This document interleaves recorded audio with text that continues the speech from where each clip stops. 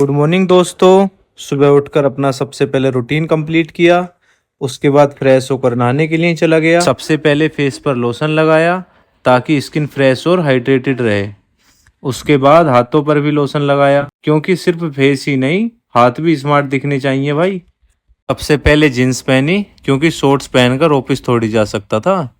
उसके बाद शर्ट पहनी और धीरे धीरे ऑफिस वाला लुक आ गया। मिरर में देखा तो लगा चलो आज थोड़ा डिसेंट लग रहा हूँ। जीन्स और शर्ट पहनते ही ऐसा लगा कि अब ड्यूटी मोड ऑफिशियली ऑन हो गया। अब बारी थी बेल्ट की, वरना जीन्स का भरोसा नहीं था। मैंने आराम से बेल्ट लगाई और ऑफिस वाला लुक कंप्लीट हो गया। बेल्ट लगाते ही कॉन्फिडेंस भी एक लेवल ऊपर चला गया। अब लग रहा था कि हाँ भाई ऑफिस जाने के लिए फुल रेडी हूँ। ऑफिस जाने के लिए बिल्कुल रेडी था और बैग भी कंधे पर आ चुका था। अब बस रूम को बाय बोलकर ड्यूटी पर निकलना था। ऑफिस पहुंचकर मैं अपनी सीट पर काम कर रहा था और साइड में अमन बड़े मजे से कॉफी पी रहा था। मैंने सोचा इसकी कॉफी में आज कैफीन ज्यादा है, इसलिए थोड़ा ज्यादा खुश है। थोड़ी देर काम करने के बाद पेट ने सिग्नल दे दिया कि अब लंच का टाइम हो गया है। मैंने लैपटॉप साइड में रखा और खाना खाने के लिए निकल पड़ा। थोड़ी देर ऑफिस की कुर्सी पर बैठने के बाद चलना भी जरूरी था। रास्ते में सोच रहा था आज प्लेट में क्या सरप्राइज मिलने वाला है। भूख इतनी तेज लगी थी कि रास्ता भी आज लंबा लग रहा था और मैं तेज तेज चलकर खाने वाले की तरफ बढ़ता जा रहा था। मैं लंच वाली जगह पहुंचा और देखा कि आज अलग ही सीन था। सबसे पहले मेरी नज़र एक नए सॉकेट पर पड़ी, फिर इधर उधर देखा, लेकिन असली झटका तब लगा जब खाने वाली दीदी ही नहीं थी। उस टाइम मेरा दिमाग हैंग हो गया। अब भाई लंच मिलेगा कहाँ। फिर अचानक सामने खाने का स्टॉल दिखा और मेरी उम्मीद वापस आ गई। दूर से ही रोटी और सब्जी दिख गई। मैंने बोला भाई आज तो मेरी जान बचा ली तुमने। उस टाइम भूख इतनी लगी थी कि स्टॉल वाले भैया मुझे मास्टर शेफ के जज लग रहे थे। फिर भैया ने खाना लगा दिया, 4 रोटी, दाल और आलू की सब्जी। बस भाई और क्या चाहिए जिंदगी में। भूख इतनी लगी थी कि प्लेट देखकर ही आधा पेट भर गया और 5 मिनट बाद प्लेट के हाल ऐसे थे जैसे उसमें कभी खाना था ही नहीं। पेट भरते ही एनर्जी वापस फुल चार्ज हो गई। अब प्लेट को बाय बाय बोलकर और ऑफिस की तरफ चल दिया। अब चलने की स्पीड पहले से थोड़ी कम थी। आखिर 4 रोटी जो खा ली थी। हर कदम पर लग रहा था भाई लंच सक्सेसफुल रहा। अब वापस ऑफिस जाकर काम भी करना था, वरना बॉस बोलेगा लंच ही करते रहना है क्या। अब फिर से सीढ़ियां चढ़ने की बारी आ गई। एक एक सीढ़ी चढ़ते हुए लग रहा था जैसे फ्री में कार्डियो कर रहा हूँ। पेट में 4 रोटी थी और ऊपर ऑफिस भी जाना था। दोनों का बैलेंस बनाना मुश्किल हो रहा था। हर फ्लोर पर लग रहा था बस अब आ गया, लेकिन सीढ़ियां खत्म ही नहीं हो रही थी। जैसे ही ऑफिस पहुंचा गुरतेज का फोन आ गया। उसने बोला पापा मेरे लिए कुछ खाने को ले आना। बस भाई बेटे का ऑर्डर था, मना कैसे करता। मैं तुरंत नीचे रेस्टोरेंट की तरफ निकल गया। वहां जाकर मैंने गुरतेज को खाने के लिए मटरी ले ली। सोचा ये देखते ही गुरतेज के चेहरे पर स्माइल आ जाएगी। मटरी लेकर मैं सीधा ऑफिस की तरफ निकल पड़ा। मैंने सीधा जाके इसको छुपा के बैग में रख दिया क्योंकि कोई इसको देख लेता तो इस पर हमला हो सकता था। आखिरकार आज का ऑफिस का काम कंप्लीट हो गया। मैंने अपना बैग उठाया और ऑफिस को बाय बाय बोल दिया कि भाई अब सीधा हम मंडे में मिलते हैं। शाम होते ही बैग उठाने का अलग ही सुकून होता है भाई। अब दिमाग में सिर्फ एक ही बात चल रही थी कि जल्दी से घर पहुंचना है। मैं आराम से ऑफिस से बाहर निकला और घर की तरफ चल पड़ा। मैं आराम आराम से सीढ़ियाँ उतर रहा था। एक कंधे पर बैग था और दूसरे हाथ में फोन था। उतरते उतरते सोच रहा था कि पूरा दिन ऑफिस में निकल गया, बस अब जल्दी से रूम पहुंचना है। जैसे ही बिल्डिंग से बाहर निकला सीधा पार्किंग की तरफ चल दिया।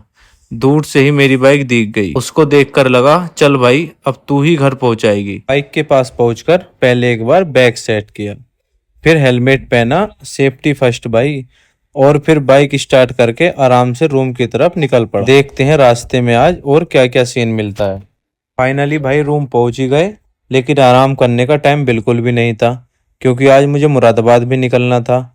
कल जो बैग मैंने पैक करके रखा था उसको उठाया और एक बार चेक किया कि सब सामान है या नहीं। दिल में एक्साइटमेंट भी थी और थोड़ी जल्दी भी क्योंकि घर जाने का अलग ही मजा होता है।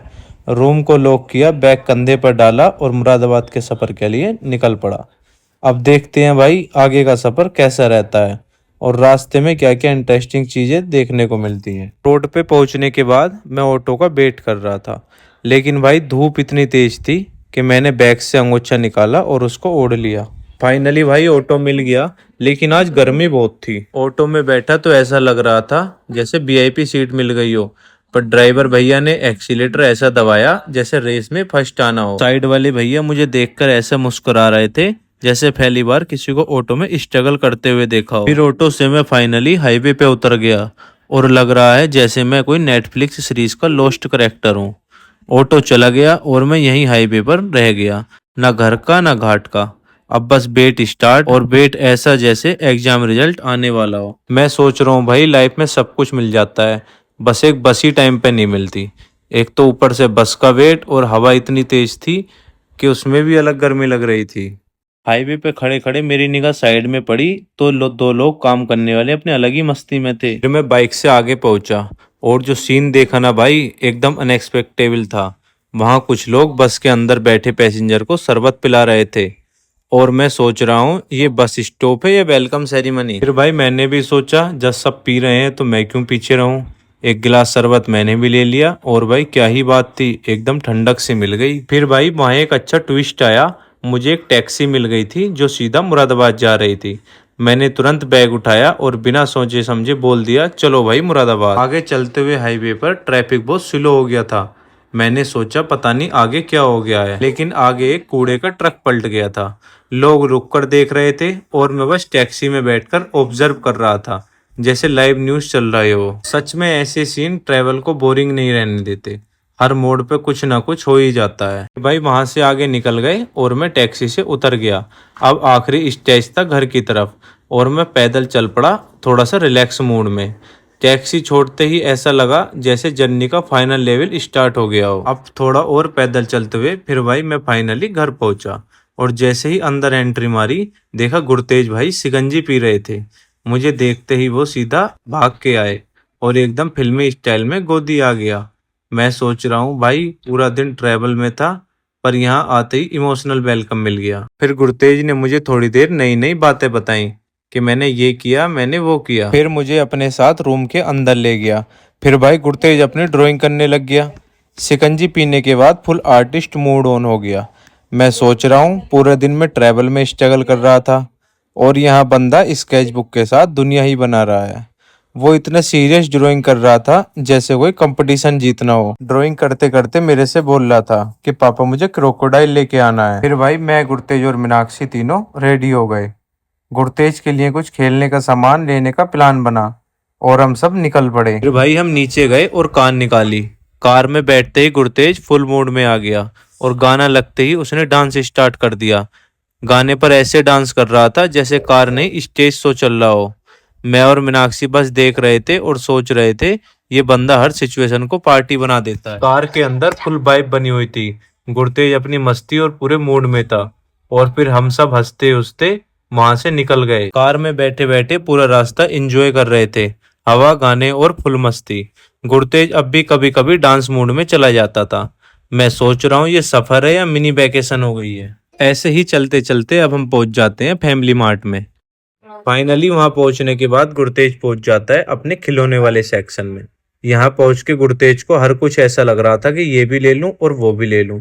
सब चीज को बोल रहा था उठा के कि पापा ये भी ले लें। फिर बारी आती है मीनाक्षी की। मैंने जो मीनाक्षी की तरफ देखा तो मीनाक्षी को अलग ही हथियार पसंद आ रहा था, और इधर गुरतेज जो है अपने खिलौने में लगा हुआ था। फिर मेरी निगाह पड़ती है एक जगह चाकू पर। फिर मैं वहां से चाकू भी उठा के अपने लिए ले आता हूँ, क्योंकि मेरे पास वहां पे चाकू नहीं है। फाइनली गुरतेज ने डिसाइड किया कि उसको डॉक्टर वाली किट लेनी है। और भाई गुरतेज को फिर वहां पे एक टॉय बाइक मिल गई, और बिना टाइम वेस्ट किए वो सीधा उस बाइक पर बैठ गया। फिर भाई हमने डॉक्टर की किट लेने के बाद थोड़ा रुक के सोचा, और अचानक दिमाग में आया अरे घर का और भी सामान लेना था। बस फिर क्या प्लान चेंज हो गया, शॉपिंग मूड ऑन हो गया। मैं सोच रहा हूँ एक चीज लेने आए थे और लिस्ट खुद ही बनती जा रही है। गुरतेज भी बोल रहा था चलो चलो और ले लो कुछ। सारा सामान लेने के बाद बिल करा के हम निकल जाते हैं अब अपने घर की तरफ। भाई हम सारा सामान लेकर फाइनली घर पहुंच गए। गेट खोलते ही ऐसा लगा जैसे मिशन कंप्लीट हो गया हो। गुरतेज फुल खुश अपने टॉयज पकड़कर ऐसे लग रहा था जैसे लॉटरी जीत ली हो। और जैसे ही अंदर आए गुरतेज ने अपना सारा सामान तुरंत निकाल लिया।